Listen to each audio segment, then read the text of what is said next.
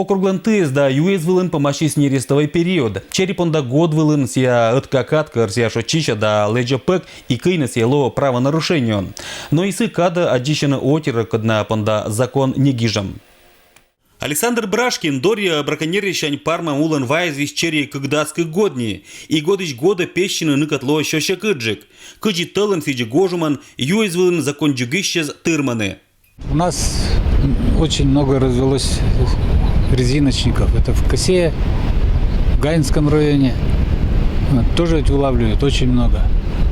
Это на Чихонь, да? Да, на Чихонь. Все считают, что Чихонь сорная рыба, а почему-то стоит дороже всякой рыбы. 300 с лишним рублей килограмм. Резиночники, что, положено не более 2 крючков, а там и 10, и 12, и 15 крючков. За это тоже надо наказывать, но пока еще не дошли до этого. Быря када браконьеризлан арсеналызан уна быткоч снастез, и черри кыем коста никачем ограничения изния озвиджа. Есть нарушители такие, которые живут не безбедно, и постоянно они на реке. Зимой косынки, весной пауки, летом весной сети. Как будто у них есть нечего. Коммерсанты, работающие, у которых зарплата 30-40 тысяч, постоянно на реке встречаешь.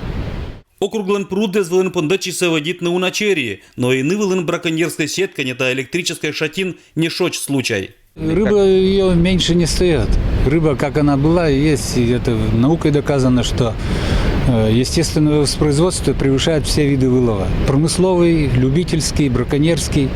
Так что рыбы у нас не меньше, но ведь если бы браконьеров не было, у нас бы рыбы было очень много. И на удочку в любом месте можно рыбачить и ловить больше, чем сетями ловят.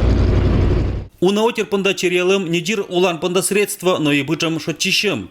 Син виден да заротна это страстца, азартца да удовольствица, кола не дир черри дорищ Александр Брашинла, но и быт черри кыишла. Алексей Никулин, Евгений Фирсов, Вести Кудымкар.